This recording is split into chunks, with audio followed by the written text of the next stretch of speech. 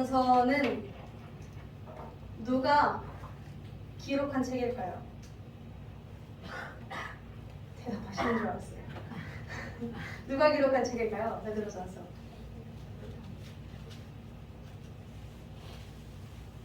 아시잖아요. 크게. 베드로. 맞습니다. 베드로가 기록한 책이에요. 제가 항상 설교를 시작할 때마다 이렇게 책의 저자에 대해서 이 책을 누가 썼느냐에 대해서 이야기를 좀 하는 것 같아요. 그런데 우리가 잊지 말아야 할 것이 항상 있습니다. 이것은 베드로 마음대로 쓴 책이 아니라는 사실이에요. 성령의 감동으로 성령이 주신 마음에 따라서 성령이 일하심에 따라서 하나님의 말씀을 기록한 것이 그 기록된 도구로 사용된 것이 베드로라는 것입니다. 여기에 대한 좀 재밌는 얘기가 있는데요. 베드로전서 1장 이렇게 보면 이렇게 서두에 보면요. 은혜와 평강이 너희에게 더욱 많을지어다라는 이 문구 있죠. 이 멘트를 인사말로 사용하는데 고린도전서에도 보면은 고린도전서는 누가 썼죠? 바울이 썼어요. 고린도가 쓴 게 아니라 바울이 썼는데 고린도는 교회고요. 자, 바울이 썼는데 바울도 그 고린도전서 서두에 보면 은혜와 평강이 너희에게 더욱 많을지어다 이렇게 풀어가요. 그런데 이걸 아셔야 돼요. 베드로랑 바울은 친구가 아니었어요. 베드로는요 어부예요. 이 당시에 조금 낮춰 부르는 표현으로 하자면은 정말 배우지 못하고 알지 못하고 정말 글도 모르고 그런 사람이었어요. 베드로가. 그 베드로랑 바울은 또 어떤 사람이었냐면 이 당시 엘리트, 이 당시 지도자, 이 당시 한가닥 하던 사람이었어요. 굉장히 똑똑하고 신학자, 엄청 유식하고 그런 사람이 자, 이 엄청 똑똑했던 바울과 사실 조금 배우지 못했던 베드로가 당연히 이 둘이 무언가에 대해서 이야기를 한다고 한다면 그들이 살아온 배경과 경험과 지식이 모두 다 다르기 때문에 다른 방식으로 풀어낼 수밖에 없잖아요. 그렇죠? 그런데 이 둘은 같은 문장을 쓰고 같은 이야기를 해요. 성경을 자세히 들여다보면. 그럴 수밖에 없는 이유는 뭐죠? 그들 마음대로 쓴 책이 아니기 때문에 하나님께서 그들을 사용하신 하나님이 한 분 하나님이기 때문에 바울이 쓴 표현과 베드로가 쓴 표현이 겹치고 그들이 한 이야기가 동일한 말씀을 전할 수밖에 없는 것입니다. 그래서 우리가 성경 전 권을 이렇게 들여다보면 다 다른 이야기 같은데 다 하나의 이야기고 다 조금씩 다른 상황 같은데 또 하나로 모이는 진리 가운데 거하는 말씀인 줄 믿습니다. 자, 그렇다면 쓴 사람은 베드로, 쓴 사람은 베드로면 베드로가 누구한테 썼을까요? 뭐 쓸 때는 보라고 쓴 거 아니에요, 그렇죠? 읽으라고. 누구를 대상으로 썼을까요? 수신자가 누굴까요? 이게 뭐 고린도 전서, 후서 이런 데는 특정한 고린도 교회를 향해서 특정한 한 지역을 향해서 이렇게 쓴 것들이 있었어요. 그런데 이 베드로 전서는 조금 달라요. 우리 1장 1절에 보면 뭐라고 이야기하죠? 흩어진 나그네. 흩어진 나그네 곧 하나님 아버지의 미리 아심을 따라 성령의 거룩하게 하심으로 순종함과 예수 그리스도의 피 뿌리심을 얻기 위하여 택하심을 입은 자들에게 편지하노니. 자, 여기서 뭐라 얘기하죠? 흩어진 나그네 곧 택하심을 입은 자들에게 편지한다 라고 합니다. 이게 무슨 말이냐면요, 베드로 전서는 한 교회에 보낸 편지가 아니라 전 지역에 뻗어있는, 흩어져 있는, 나그네로서 살고 있는, 성도로서 살고 있는, 또한 하나님의 택하심을 받은 하나님의 자녀들에게 쓰는 편지라는 것입니다. 이 당시 이 편지가 어떤 이름으로 불렸냐면 격려의 서신, 격려의 편지, 위로의 편지라고 불렸어요. 소망의 편지 이렇게 불렸는데, 그런 이유가 이 당시에는 굉장히 고난 가운데 성도들이 있었거든요. 그래서 그들을 위로하기 위해서, 또 위로하는 것에 그치는 것이 아니라 그들로 하여금 믿음으로써 승리하게 하도록 하기 위해 격려하는 편지였다라는 것이죠. 자, 그래서 우리 새언어 성경으로 보면은 이렇게 이야기하고 있습니다. 저는 흩어져서 사는 나그네들인 택하심을 받은 이들에게 이 편지를 씁니다. 하나님 아버지께서 여러분을 미리 아시고 성령으로 거룩하게 하셔서 여러분을 순종하게 되었습니다. 그리고 예수 그리스도의 핏부림을 받게 되었습니다. 라고 베드로는 이 책을 시작하고 있습니다. 자, 그렇다면 하나님은 왜 베드로를 통해서 그리스도인들을 나그네라고 부르시는 걸까요? 자, 나그네라는 표현을 요즘은 잘 안 써요. 그렇죠? 잘 안 쓰는데, 나그네는 뭘까요? 나그네는 지금 내가 살고 있는 이 땅이 내 고향이 아닌 사람을 말합니다. 이방인이죠, 이방인. 떠돌고 있는 사람. 지금 내가 거주하고 있는 곳이 내 고향이 아니라 타향인 사람을 나그네라고 불러요. 자, 그런데 예수님께 택함받은 사람, 그리고 하나님께서 미리 아시고 태초부터, 내가 태어나기 전부터 지목해 두신 사람, 성령을 받고 예수 그리스도의 핏부림, 보혈을 힘입은 사람은 더 이상 우리가 살고 있는 이 땅을 고향으로 삼지 않는다는 것입니다. 이것은 약간 물리적인 지역 얘기는 아니고요. 어떤 얘기냐면요, 내가 하나님 나라의 백성이라는 뜻입니다. 나의 고향은 이 땅이 아니라 하나님 나라라는 것입니다.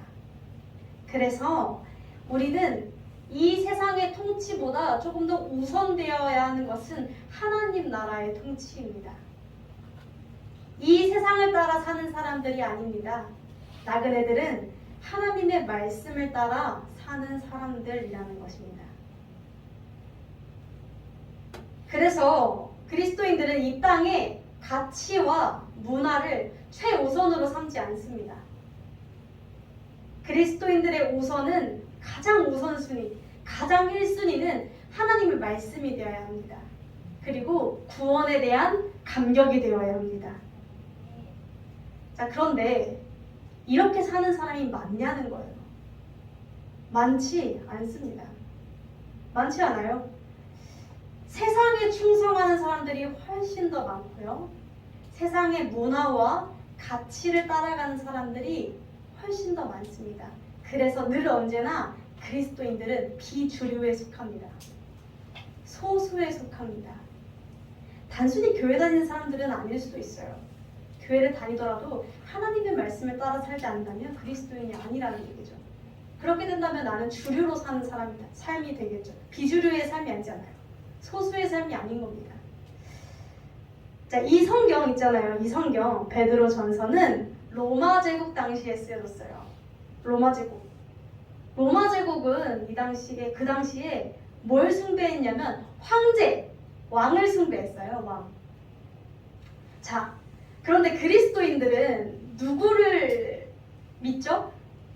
하나님. 그런데 우리는 하나님만 믿죠. 그쵸? 그래서 우리가 제1계명이 하나님의 다른 신을 섬기지 말라. 꼭 신이 아니라 다른 것들을 섬기지 말라. 왜? 하나님을 유일한 신, 하나님만을 믿겠고 하나님만을 의지하는 것이 그리스도인들이기 때문에 이 당시에 로마 제국에서 살던 예수님을 믿는 사람들은 어떨 수밖에 없었을까요? 고난 당할 수밖에 없었겠죠. 황제를 숭배하는 나라에서 우리는 황제가 아니라 하나님을 믿습니다 라고 이야기를 하니까 당연히 고난당할 수밖에 없는 거겠죠. 외면당할 수밖에 없는 거예요. 자, 우선순위가 다른 사람은 이렇게 서로를 이해할 수가 없어요. 로마 사람들은 이렇게 얘기했거든요. 아, 하나님 오케이 알겠으니까 그 종교 인정해 줄게. 그러니까 황제도 섬겨. 그럼 인정해줄게 라고 얘기했어요. 그런데 우리 그리스도인들에게 있어서 예수님은 종교 이상의 것이죠. 나의 왕, 나의 주인. 그렇기 때문에 동시에 두 가지의 왕을, 두 명의 왕을 섬길 수가 없는 거예요. 우선순위가 달라서 얘기가 통하지가 않아요. 그래서 핍박과 고난을 당했습니다. 그래서 이 성경은 어떤 책이냐면요, 복음에 대해서 적대적인, 하나님만 믿는 그 복음을 적대시하는 이방 땅에서 살아가는 그리스도인들을 위한 책입니다.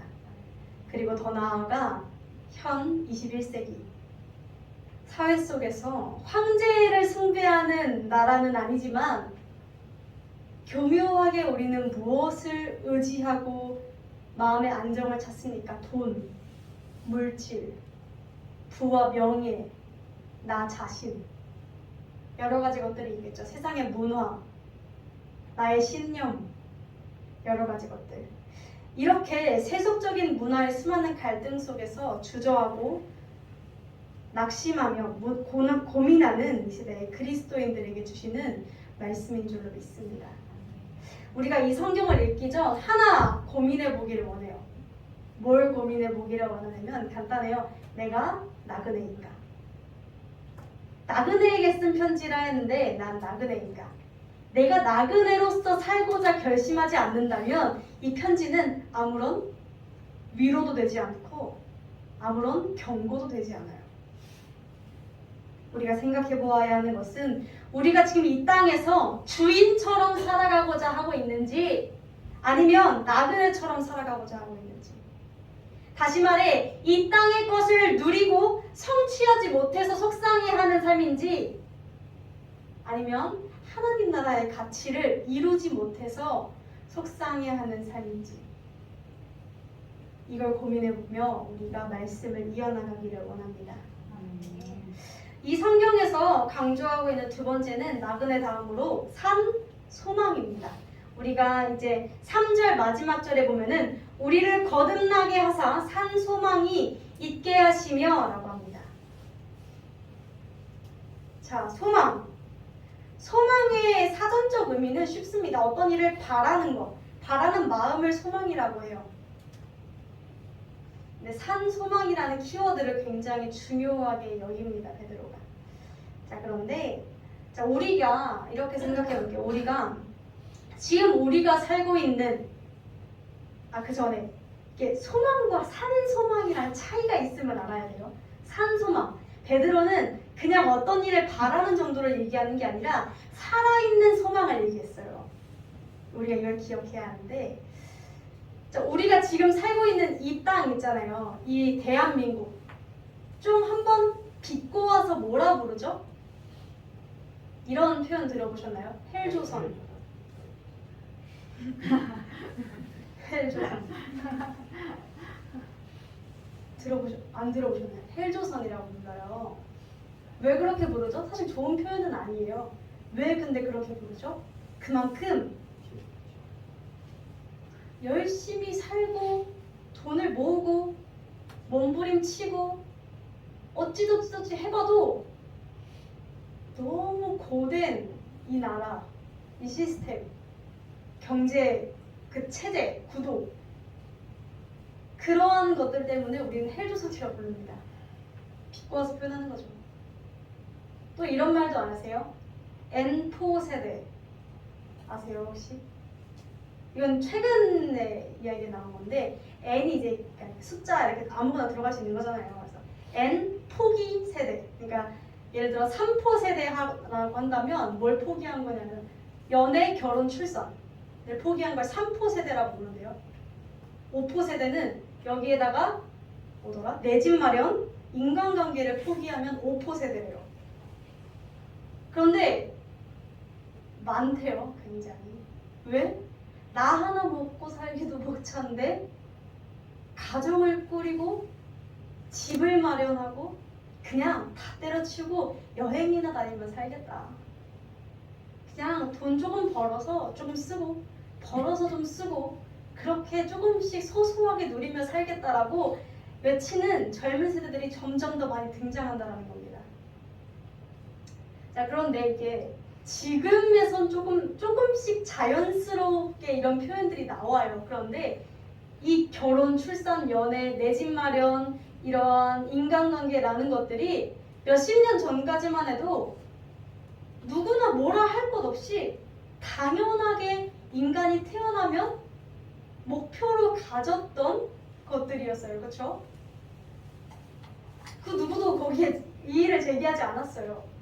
근데 이제 너무나 우리가 인생 속에서 이제 좀 주변 환경, 여러 가지 현실들이 어려우니까 사람들이 점점 그러한 소망들, 다 소망이죠. 그런 것들이 이루고 바라는 것들이잖아요.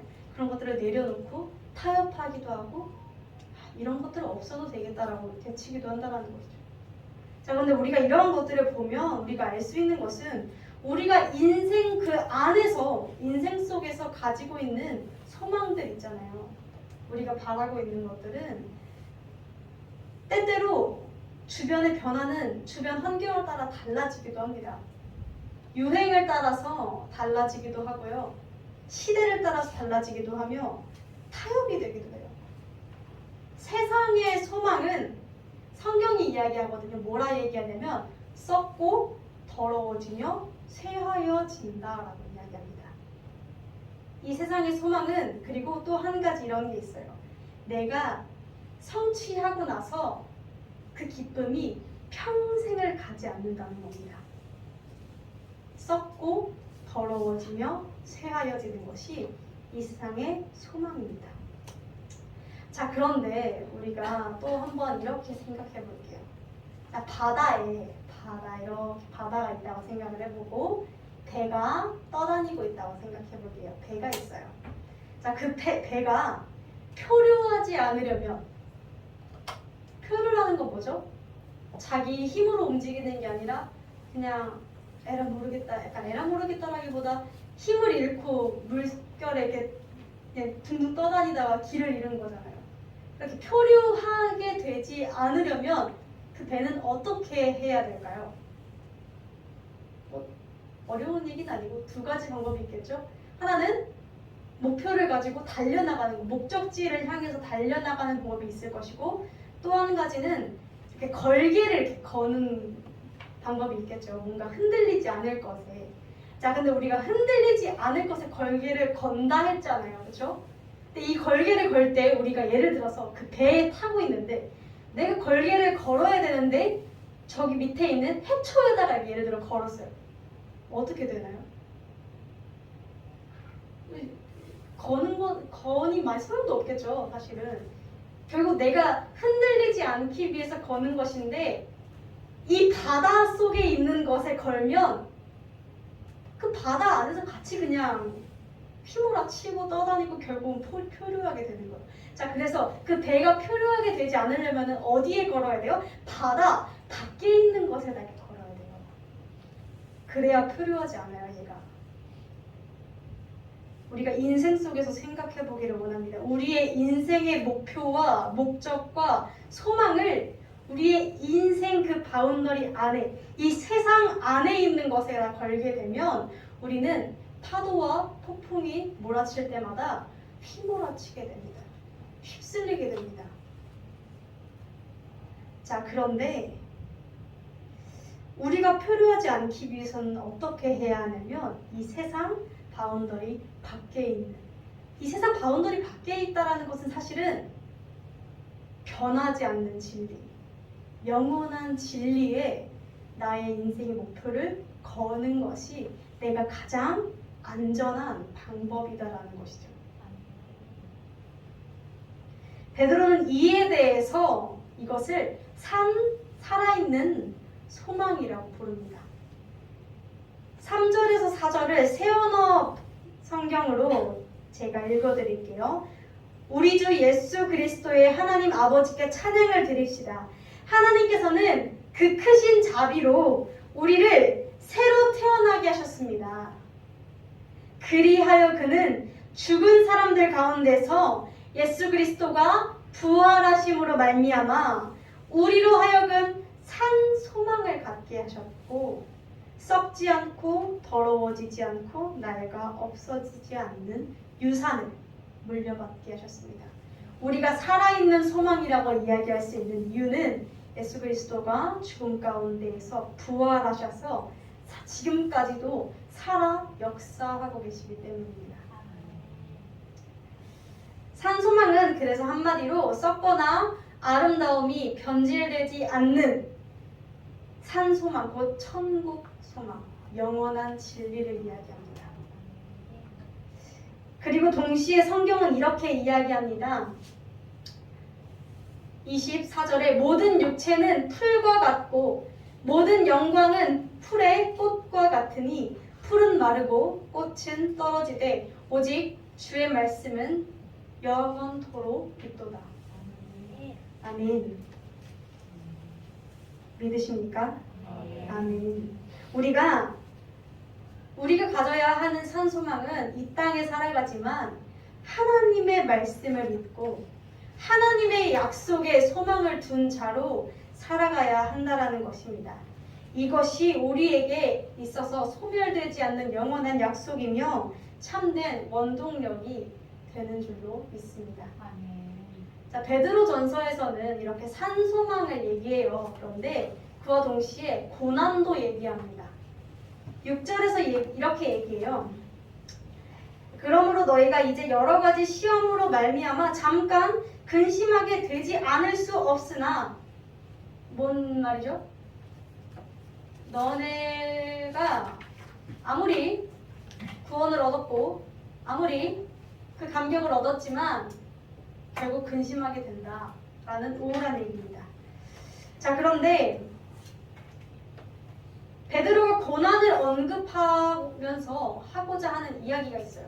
베드로가 이 베드로전서에서 고난을 굉장히 많이 얘기하거든요. 그런데 하고자 하는 이야기는 무엇이냐면 잠깐 과정이라는 겁니다. 그것도 어떤 과정이냐면 우리를 망가뜨리는 과정이 아니라 우리를 귀하게 만들고 더욱 강하게 만들어서 훗날 주님 앞에 섰을 때 잘하였도다 내 종아, 고생했다 내 딸아, 내 아들아 라고 칭찬받게 하려고 그 모든 과정을 따끔한 훈육을 시키신다라는 건 줄로 믿습니다.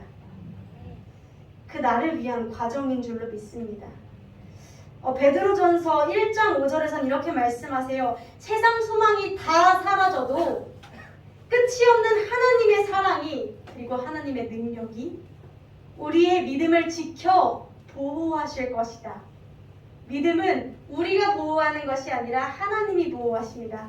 세상 끝날까지 우리를 보호하실 것이며 그때 우리에게 구원을 베풀어 주실 것이다. 주님의 약속인 줄로 믿습니다. 우리가 이런 질문들이 생길 때가 있습니다. 신앙생활을 하시는 분들 중에서 저에게 또는 많은 분들에게 이런 질문하시는 분들이 되게 많아요. 내가 천국 갈 수 있을까요? 가장 근본적인 이유죠. 근본적인 질문이죠. 나는 천국에 대한 확신이 잘 없습니다. 왜냐면 왜요? 이렇게 여쭤보잖아요. 그러면은 이렇게 대답하세요. 사실 저는 아직 회개하지 못한 죄가 있습니다. 새 생명을 얻었다고 하는데 거듭났다고 하는데 나는 아직도 죄에 머물러 있고 그닥 천국에 갈 정도는 되지 못하는 것 같습니다. 이유는 다 그러시더라고요. 자, 그런데 우리가 기억해야 하는 게 있어요. 자꾸 까먹어요. 구원은 나에게 달려있는 게 아니라 하나님에게 달려있습니다. 하나님의 약속입니다.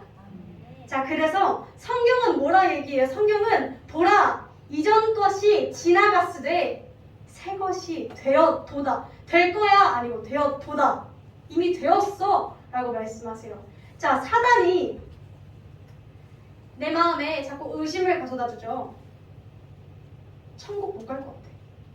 이 정도로 안 될 것 같아. 왜 이런 의심들이 들게 만드냐면요. 사단은 하나님이 하신 진리를 바꿀 수 있는 능력은 없어요. 다만 우리의 마음을 교묘하게 파고들어서 우리의 믿음을 없애게 만들 수는 있어요. 우리를 계속해서 믿지 못하게, 그 진리를 믿지 못하는 방향으로, 하나님과 그래서 점점 더 멀어지는 방향으로 만들어갈 수는 있어요. 얼마나 야가 빠졌는지. 자, 그런데 우리가 이것을 기억해야 합니다. 구원은 내 상태, 믿음은요, 내 상태를 보고 믿는 것이 아닙니다. 구원에 대한 믿음은 내 상태가 이러니까 구원이 될 거야 안 될 거야를 판단하는 게 아니라 하나님의 말씀에 그렇게 적혀 있으니까 믿는 겁니다. 아멘. 이미 하나님께서 말씀하셨고 이미 하나님께서 약속하셨기 때문에 더 한 번 더 성경을 펴고 그 말씀을 펼치고 그 말씀에 몸부림치는 것, 내 모습을 보는 것이 아니라 내 상태를, 지금의 결과를 보는 것이 아니라. 왜요? 하나님께는 지금의 결과가 아니거든요. 그리고 하나님은 이미 죄인인 걸 알고 하나님께서 부르시고, 그래서 우리가 죄인이니까 자신의 아들을 보내는 그 생고생을 하셨겠죠. 죄인이 아니라 우리가 어느 정도 될 그 수준이 된다면 아들까지 보낼 필요는 없을 것입니다. 그냥 이렇게 지켜라, 잘해봐라, 잘하면 천국 올 테니까 잘해봐, 고생해 라고 하면 되죠. 자기 아들까지, 그 목숨까지, 자기 아들을 줬다라는 건 자기 아들이 대신 죄 값을 치렀다는 거예요. 자, 그랬다는 건 뭐예요? 어차피 너네 힘으로 안 되니까 내 아들을 보냈지 않느냐. 이미 너희는 새 것이 되었으니 제발 말씀을 펼쳐서 믿어라 라는 주님의 외침인 줄로 믿습니다. 아멘. 하나님께서 오늘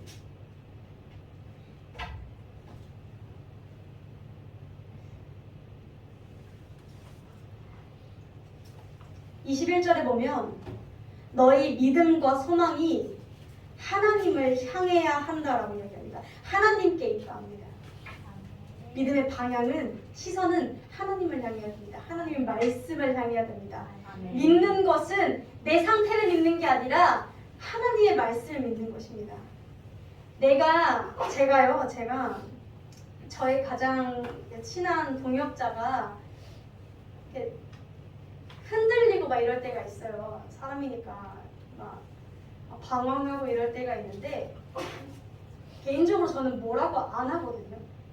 이거를 이렇게 막, 야 똑바로, 야 기도 똑바로, 약간 이런 느낌으로 얘기를 잘 안 해요.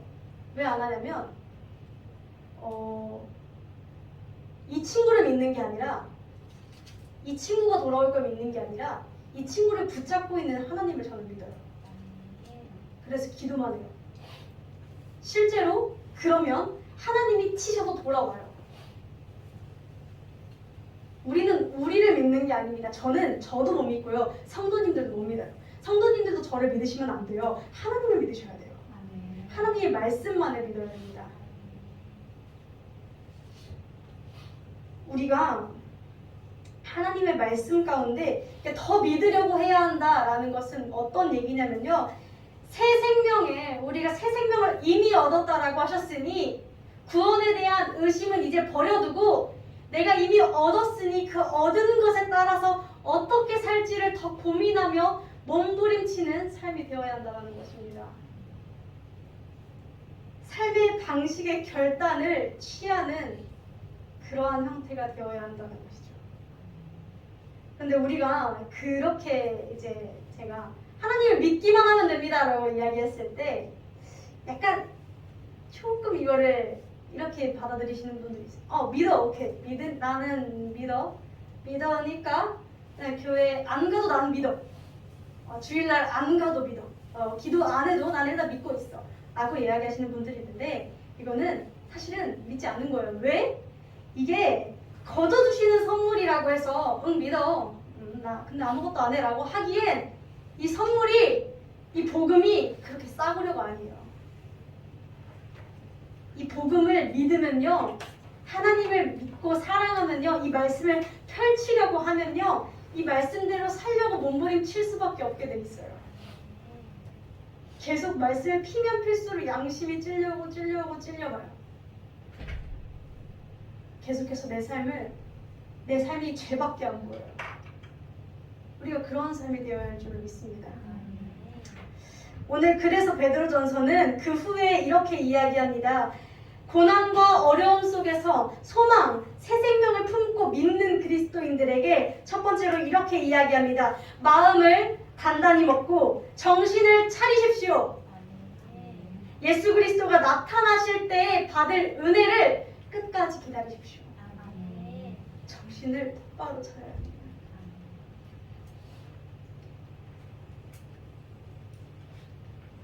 제가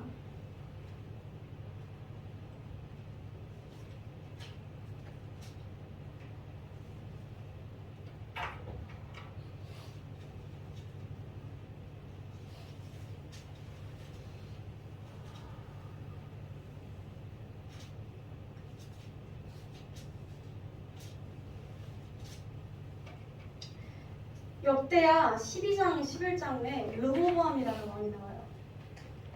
이 왕이 나오는데 이 왕이 처음에 솔로몬 아들이에요. 그러니까 솔로몬 위대한 신앙 아들내미, 사실 신앙 교육을 좀 받았겠죠. 그래서 어려움이 왔을 때 주님께 막 매달려가지고 평화를 얻어냈어요. 자, 그랬는데 평안이 지속되자 이 사람이 문장이 어떻게 바뀌냐면 12장 1절에 보면 하나님의 나라가 아니라 르호보암의 나라가 강성해짐에 라고 해요. 르호보암이 어느 순간 이 나라 내 나라야 하면서 하나님을 저버리기 시작했어요. 그래서 정말 죽어라 맞거든요. 르호보암이 죽어라 하나님께 두드려 맞아요. 이 사람이. 근데 이 사람이 마지막에 결론을 어떻게 내냐면 14절에 이 사람이 르호보암이 악을 행하였던 이유가 뭐였냐면 이는 그가 여호와를 구하는 마음을 굳게 하지 않아서 그렇다라고 이야기합니다. 악을 저지르는 이유는 뭐예요?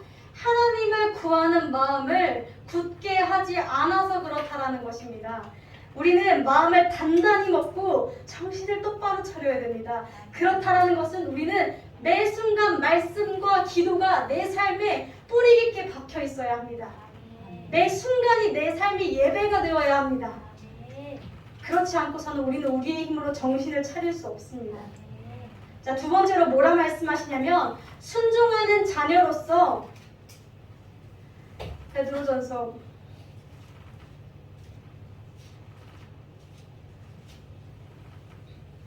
14절에 너희는 순종하는 자식처럼 전에 알지 못한 때에 따르던 너희의 욕망을 따르지 말고 여러분을 불러주신 그 거룩하신 분을 따라 모든 길을 거룩하게 사십시오. 하나님의 말씀에 내가 거룩하니 너희도 거룩하라. 순종하라는 것은요, 하나님 내 욕망이 아니라 순종이 뭔데요? 순종 하나님의 뜻을 따라 사는 게 순종입니다. 내 욕망이랑 정반대되는 기능입니다. 내가 거룩하니 너희도 거룩하라. 이게 보통 그게 있어요. 이게 자식들, 아이들을 봤을 때 아이들이 예의가 이렇게 다른 애들이 있어요. 보면은 부모님들이 정말 좋으신 분들이세요. 정말. 이 보통 그렇더라고요. 부모님들이 되게 좋으신 분들이면 애들도 거기 정말 돌연변이 한두 명이 있지 않은 이상 다 예의 받아요. 부모와 자식은 닮아요. 행동 습성도, 행동 패턴도 똑같이 닮아요. 이게 어쩔 수가 없어요. 보고 큰 게 그거잖아요. 그죠? 자, 우리는 뭐 보고 컸어요? 말씀 보고 컸어요. 누굴 닮아야 돼요? 하나님 닮아요. 누가 거룩해? 하나님 거룩하니까 나도 거룩해야 돼. 왜 우리가 하나님의 자녀니까요. 새 생명을 얻은 사람들이니까요. 자, 세 번째 17절에 보면 하나님에 대한 이야기가 나옵니다. 하나님은 외모로 판단하시는 분이 아니야. 각 사람의 행위대로 판단하시는 분입니다. 그러니 그런 분을 우리가 아버지라고 부르고 있지 않습니까? 그런 분을 아버지라고 부르고 있으니 우리가 나그네 되어 있을 때 두려움으로 지내야 합니다. 뭐라 합니까? 두려움으로 살라고 합니다. 자, 어떤 두려움이요? 내 행위에 내 죄에 대한. 베드로전서 3장 4절엔 마음에 숨은 사람들이라는 표현이 나옵니다. 이 숨은 사람은 뭔 줄 아세요? 내가 하나님이 나의 겉모습을 보는 분이 아니라는 거예요. 하나님이 나의 가치를 책정하실 때 나의 겉으로 보여지는 사람들이 판단하는 수많은 것들로 판단하지 않으신다는 겁니다. 그래서 내 마음에 숨은 사람, 무엇? 주님을 바라는 행실과 주님을 간절히 원하는 마음과 주님을 구하는 그 갈급함이 내 안에 있어야 한다는 줄로 믿습니다. 그런데 우리가 이제 여기서 제가 이제 두려움으로 얘기를 하면은 이렇게 생각하시는 분들이 있어요. 하나님을 두려워하시는 분들이 있어요. 하나님 두려워해야 돼요. 근데 제가 얘기하는 두려움은 하나님을 공포의 대상으로 보시는 분들이 있어요. 있지 않나요? 내가 그런 거 있잖아요.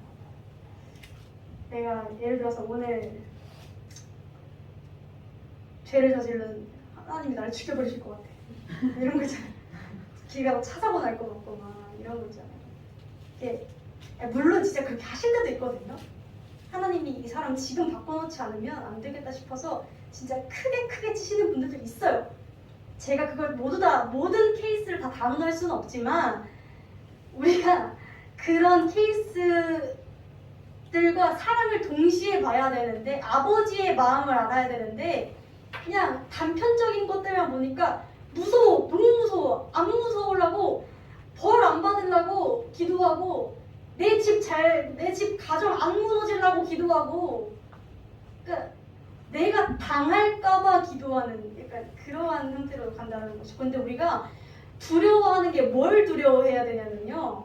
이렇게 되면 하나님을 두려워하게 되면 물론 죄와는 멀어져요.